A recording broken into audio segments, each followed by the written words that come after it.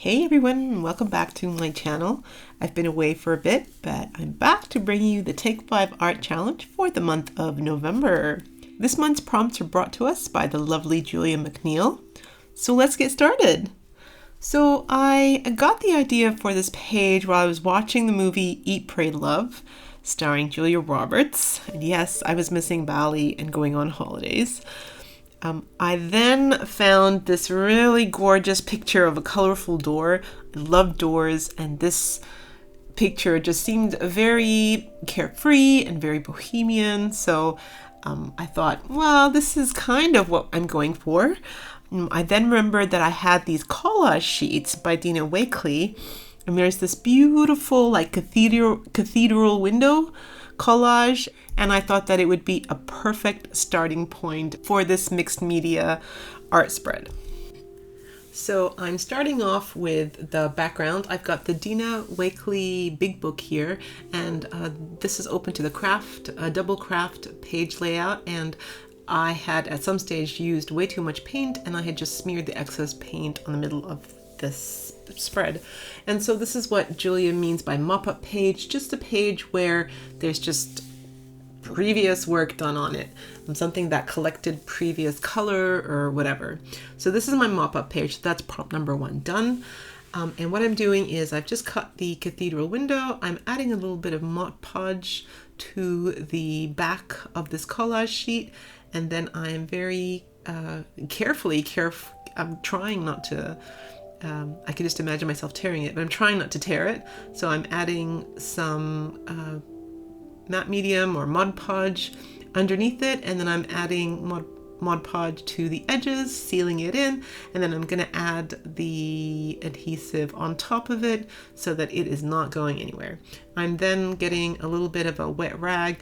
I'm cleaning off the edges, and then I am going to dry it. I wait for it to completely dry before I do the next stage. I'm now reaching for my Stabilo All pencil. This is in the color black, and I'm basically just drawing the outline of the door as I see it in the picture. Definitely nothing too artistic. I've just got the ruler there so that I've got symmetry on both sides, but I really sort of don't have anything in mind other than to just create a beautiful, colorful facade to this door. I've put circles at the top there just because that's what it looked like there was in the photo, and I'm sort of kind of simulating brickwork here, but honestly, I'm not really worrying about it. It's just at this stage I am loosening up, and I'm trying to get a feel of how this page is going to turn out. I'm using watered down acrylic black paint and trying to be quite loose here with my liner brush, and I'm just going over the Stabilo pencil to create an outline for this Bali door, or this India door, or this Bohemian door, I suppose. So I can see from the way I'm holding it, I'm quite stiff. I wish I was a lot looser in my, waving of my liner brush, but definitely early stages, and I'm still quite tight and not very loose in my brushwork. So then to loosen up, I grab my spreader or my palette knife, and I just spread some light blue paint just to the front of the door to create sort of like the foreground, which I'll then start adding pavement to. So the next thing here is just a random sort of smattering of color. I'm predominantly using Dina Wakley paints. I just love the small applicator bottle. I love the vibrant colors. And here I'm just going to go for it, and I'm just going to add a whole lot of beautiful colors and create a beautiful bohemian carefree door. I'm slowly adding layers of paint atop one another. You can slowly see the turquoise or the teal color that I had in the background of the mop-up page is slowly disappearing. That's okay. I'm not really sure what I'm doing at this stage. I'm just enjoying the use of color, and I am just laying color on top of color, layer on top of layer. I'm going around that cathedral door, trying to be symmetrical. I'm now just grabbing the spreader and I'm using black paint, creating like pavement in the foreground of the door, and then I'm also using the spreader to create kind of lines in that colorful wall as well.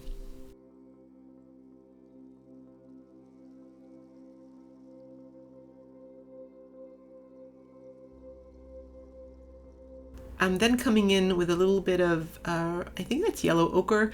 I'm just adding some color to the craft in the background just so that it doesn't look like it's just uncolored craft paper. I'm now moving to my oil pastels. I quite love using oil pastels over acrylic paint. I'm using tone on tone, so wherever there's yellow acrylic paint, I'm adding yellow pastel, and whenever there's a different color or different shade, I try to use the closest shade in the oil pastel that I have. And this way it makes it really easy to blend between the two colors. And I love the feeling of the oil pastel and how easy it is to blend, and just how flowy and how dreamy, and it really loosens me up when I use it. So I really enjoyed the stage. I saw the door coming to life as I worked it here, and so I really enjoyed the stage, and I really enjoyed the tactile pleasure that that this gave me. So if you've never tried using oil pastels on top of your acrylic painting, give it a go. I hope this inspires you to give it a go. It's so much fun. I then grabbed my black oil pastel and I just outlined to blend everything and make everything, mesh together. So for my focal point for this art journal spread, I chose this Prima doll. And she is going to be the girl from Eat, Pray, Love, I suppose, Sarah Gilbert. So I stamped her using just black archival onto a Prima tag. I also stamped her on a piece of calico fabric. So that takes care of stamping as a prompt, and it also takes care of fabric as a prompt. And so what I'm doing is I am just cutting out the main figure, so taking out all white space, so between her knees there and between her ankles. I'm then cutting just the dress out of the fabric, and I'm going to make it so that she is wearing a fabric dress. I found the calico really easy to stamp on using archival ink. And now the challenge was how to color her dress. So I thought at first that perhaps I should use acrylic paint, but I found that the oil pastels were really quite easy to use, so I thought I'd give it a go. I started off with a yellow undercoat, and then I went for a little bit of orange shading. And the reason why I chose orange was because the teal in the background I was going to leave exposed on the right hand side page, and so the opposite on the color wheel of blue/teal was a little bit of red orange. So I used mainly yellow and a little bit of brown and a little bit of red along with the orange, just so that it pops out in the page. And to tell you the truth, I absolutely adore how the oil pastels stiffened up the calico. I had a little bit of black just left on the edge there, so I thought I would just outline the dress, and got a little bit messy, I'll admit. Should have used the archival ink instead, but it also wasn't too bad because it stiffened the fabric, so that was also good. I also reached for my Uniball pen here, and I'm just adding the shading lines in the dress, and to tell you the truth, this was perfect. I loved it. I added the dress to the tag. Before I added the dress, I just colored in her skin with a little bit of, I think that's beige, just to give some kind of skin color.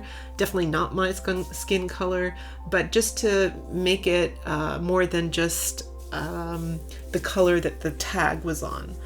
So I added the dress, and that went on with Mod Podge quite easily. I'm now just trying to, and I think here I didn't think too hard. I just grabbed whatever colors.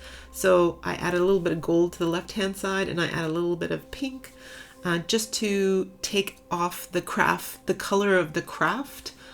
And here we go. Now I'm just adding the Mod Podge, and I actually did add Mod Podge to the top of the calico dress just to stiffen it up, and it feels really cool.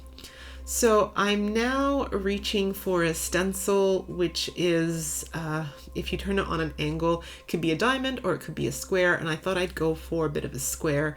I've got gesso there, and I'm just putting in a little bit of a pattern to that background, and I'm making it so that it takes up half the page on the right hand side. I'm then reaching for this other stencil that I have by Kaisercraft, really cool design. And I try at first to add Dina Wakley's Penny, which is the gold, and it's so light that it kind of makes no effect for me.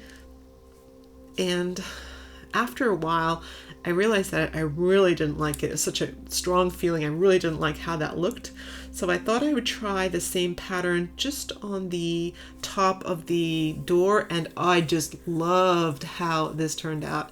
I did it on the gold on the left hand side there, the ochre, and then I decided to do it just on the sides of the door on top of the pale blue, and that just looked so good. I decided to bring it across with some very light gray to the squares on the right hand side with the gesso, and I'm really glad I did that.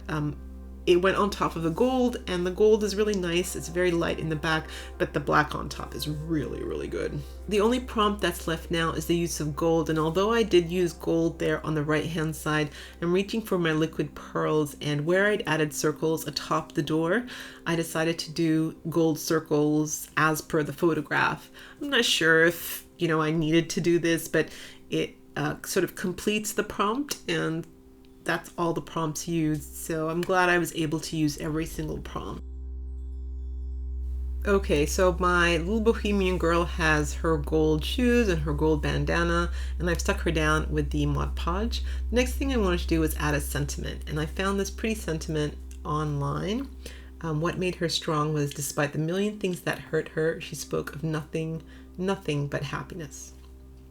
So I decided in the end to write it out because it wasn't writing out too well. The acrylic wasn't sticking to the oil pastels in the background. And so I wrote it out on the leftover tag, and I made some things bold and some things cursive. And I just played with the placement, and I ended up doing I ended up being a little bit messy here. I tried to do black outlines, and I got kind of black paint everywhere, and I got it all over her, and I ended up adding gesso to take it off her cheek there. I should have inked the edges with my ink pad, which I ended up doing, but only after making a whole lot of mess. But that's not the problem. That didn't really bother me. It sort of went with the whole bohemian wild child kind of do whatever you feel like. So I corrected the problem on her face, and then I went back and I added the paint and just added a little bit more color to give her a little bit of shading in her skin areas. I then decided to add just a little bit of black around her and around the dress just to add some more shading. And I ended up sticking down the quotes with Mod Podge. And then you'll see me here start adding a little bit of the Stabilo pen, and then I've activated it with a little bit of water, but I didn't think that it was strong enough, so I ended up diluting some black acrylic paint to go around her. And although it seems a little bit messy as I'm doing it here, you'll see that I actually quite like the shade that it creates behind her. So on one side of her, it's the troubles that bother her behind her, and she's just looking forward, so looking at trying to keep happy and going with the spirit of the sentiment. So thank you so much for joining me, you guys. I hope you enjoyed this art journal spread. It was a lot of fun to make. I've been very busy. I've started a new job. I was working 2 jobs for a while there, and it was just, way too much. And so I sort of pared back on everything that I had to do and just concentrated on the important things like family and exercise and getting to know 80 new aged care residents at my new place, which has been amazing. It's been so tough, but definitely worthwhile. I love my job, and I love my residents, and I love what I do. So I will try to get on here as much as I can. Please forgive me if I'm not on here as much as I used to be. But life happens and you have to keep a balance. So thank you so much for joining me, you guys. I hope you enjoyed this. Can't wait to hear what you think in the comments below. Say hi. I miss you guys. I hope you're all doing well and you're staying safe, and that you're continuing to do some art and finding some balance in your life. So thank you so much for joining me, and I'll hopefully see you in my next video.